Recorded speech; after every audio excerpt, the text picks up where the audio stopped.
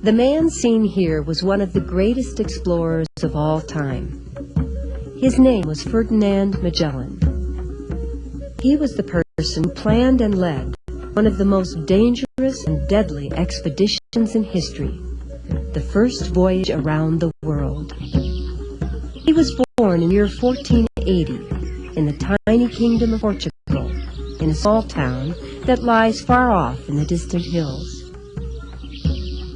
Magellan was born during a time when the world was just starting to be explored by men sailing ships. As a matter of fact, when Magellan was only 8 years old, explorers from Portugal had just become the first Europeans to reach the southern tip of Africa, a feat that made them the greatest explorers of their time. Ferdinand was born into a wealthy family during an age when the richest people in Europe still lived in castles like this one. And when he was 10, young Magellan was sent off to live in the castle of the king and queen after his parents died. And while learning to be a knight at the royal castle, Magellan must have heard tales of the amazing adventures of the great explorers. Because when Magellan was just 12 years old, Christopher Columbus became the first person to cross the middle of the Atlantic Ocean and to reach what became known as the New World, the continents of North and South America. As a child, Magellan must have dreamt of the fabulous adventures that he could have if he became an explorer. But the truth is that the great explorers of this time weren't just trying to find adventure. Back then, there were few good maps, and people knew very little about the world. And almost all of the great explorers were searching for a new trade route to the eastern parts of Asia, places such as India, China, and Japan, because they knew that by finding such a route, they could gain control of the rich trade in Asian luxury goods, things like spices, jewels, silks, and porcelains that were produced there and for which there was such a great demand in Europe. And this was definitely true of the Portuguese explorer named Vasco da Gama, who became the first European to reach India by sailing around the tip of Africa in 1498, when Magellan was only 18 years old. Because of Vasco da Gama's famous voyage, Portugal soon began to control trade between Asia and Europe. And that was why, as a young man, Magellan was able to make several trips around Asia on Portuguese trading ships. As a matter of fact, he was one of the first Europeans to sail as far as the Spice Islands, which lay far to the southeast of the mainland of Asia. Probably it was because Magellan spent so much time at sea, traveling to faraway places, that he learned so much about sailing and geography. And as the years passed by, Magellan also studied astronomy and navigation. And the more he studied, the more he began to think that there must be a faster way to the Spice Islands than sailing all the way around Africa. Because to get there from Europe, and then to come back with a load of spices, took about 1.5 years. He started to think Asia couldn't be far from the Americas, and that the fastest route must lie to the west, across the Atlantic Ocean. The problem was that Christopher Columbus had looked again and again for a passage to Asia and never found one. But Magellan planned to search far to the south of where Columbus had been looking, because he thought that once he found the tip of South America, all he would have to do is to sail around it, go the short way to the Spice Islands, and then finish his journey back to Europe by continuing to sail west all the way around the world, which was something no one had ever done before. And even though Magellan had no idea of how much ocean he would have to cross or what dangers he might encounter, in 1514 he decided to take his plan to the King of Portugal and find out if he would give him the ships and men he needed for his dangerous voyage. But just like the Portuguese king seen here had refused to help Columbus, Magellan was refused Portugal's help as well. This time because the king just didn't like Magellan or his plan. And so, in the year 1517, Magellan traveled the nearby country of Spain to the palace of the king. And soon Magellan convinced the Spanish king, Charles I, that his country could get much richer if it could find a better trade route to Asia. And that was why the king decided to give him everything he needed to sail around the world. It took 3 years from 1517 to 1519 for Magellan to get the king's approval, as well as the ships and supplies he needed for his voyage. But it is interesting to look at a few of the big changes that were taking place in the world at that time.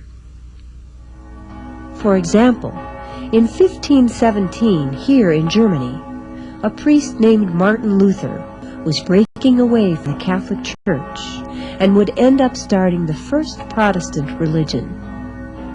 And in 1518, here in the small villages of the New World, hundreds of native people were starting to die from diseases accidentally carried across the Atlantic Ocean by Europeans. And in February of 1519, this man, Hernando Cortez, and a group of Spanish soldiers were just leaving an expedition that would destroy the Aztec kingdom of Mexico and bring Spanish rule, language, and religion to their land. Meanwhile, only 7 months later, in this shallow harbor in southern Spain, Magellan could be found checking over each of his 5 ships one last time. It was on the 20th of September in the year 1519, Magellan's ships, with a crew of 241 men aboard, headed out into the Atlantic Ocean to try to sail around the world. But they hadn't been at sea very long before some of the crewmen started complaining about how Magellan was running things. And soon the problems got so bad that Magellan had to arrest one of his captains for not following orders. But in spite of these problems, they went on. For a while, it was stormy crossing the Atlantic. Then there was no wind, and they couldn't sail. But eventually, they reached the coast of South America. They headed down the coast until they got to the harbor of Rio de Janeiro, which is in present-day Brazil, and they stayed there for 2 weeks. Then they sailed far to the south and began to search for a way around the tip of South America. But winter was coming, and bad weather and stormy seas forced Magellan to stop exploring and spend the winter months anchored in a harbor, just waiting for the weather to get better. During this time, one of his ships was destroyed by a powerful storm. The sailors grew restless. Some refused to follow orders, and Magellan even had one of his captains put to death. But in October of 1520, as spring arrived, it got warmer and the explorers headed off to search for a way around South America. They say that Magellan cried tears of joy when he finally did find the way. But the narrow strait he found, now called the Strait of Magellan, was very rocky, and the sailors had to keep testing to make sure the water was deep enough. And as they went further into the strait, one of his ships deserted the fleet and headed back to Spain. It was late November, and the expedition was in its 14th month when the 3 remaining ships sailed out of the strait and into a huge ocean that Magellan named the Pacific, which means peaceful, because its waters seemed so smooth compared to the rough waters of the strait. Then they sailed on for over 3 months without seeing any land except for 2 uninhabited islands. During this time, the sailors grew more and more afraid of what might happen to them. Not only were they afraid of being lost at sea, they also worried about starving. Then their water got so bad that it tasted way too awful to drink. The sailors also got a disease called scurvy. To keep from dying, they had to eat the rats that lived on the ships, as well as leather hides and even sawdust. And so, during these long months at sea, with nothing but water all around them, 19 crew members died. But finally, in early March of 1521, they reached the tropical island we now know as Guam. Here they found enough fresh water and food to carry them as far as the islands now called the Philippines. But in the Philippines, it wasn't long before a horrible thing happened, because Magellan and many of his sailors were killed in a terrible battle between two native tribes. After that, only 110 men were still alive, and because there were so few crew members, only 2 ships out of the 3 that remained would be taken when they left to find the Spice Islands. And even though the explorers weren't very far from Spice Islands, they got lost after sailing in the wrong direction, but after turning around, they finally got there. In the Spice Islands, the ships were loaded with spices, and then the explorers decided that one ship, Trinidad, should try to get to the Spanish colony of Panama by sailing east back across the Pacific, while the other ship, the Victoria, should sail west across the Indian Ocean, around Africa, and on to Europe. And after the 2 ships headed off in different directions, once again the explorers suffered from hunger and sickness, and then the Trinidad was forced to return to the Spice Islands after half the crew died.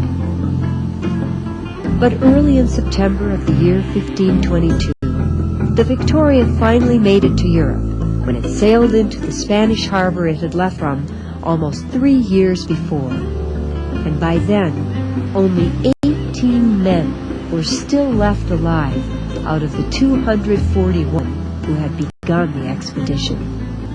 And even though the great explorer Magellan never lived to see this day, the few that survived had managed to do what no one had ever done before.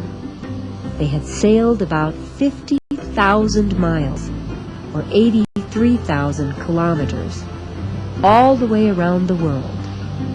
And they not only proved that Asia could be reached by sailing west from Europe, they had also proven for the first time in history the world is round.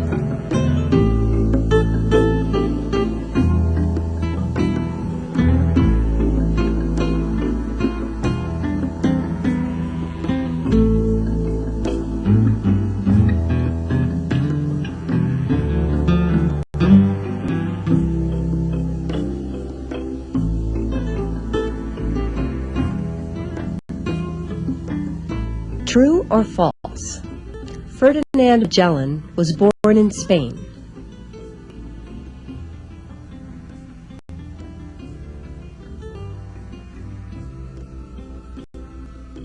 True or false? When Magellan was a child, he was trained to be a knight.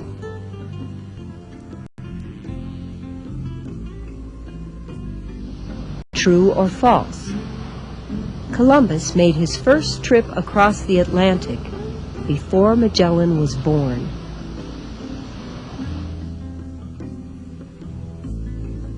True or false? Only 1 ship out of Magellan's original fleet of 5 made it back to Spain.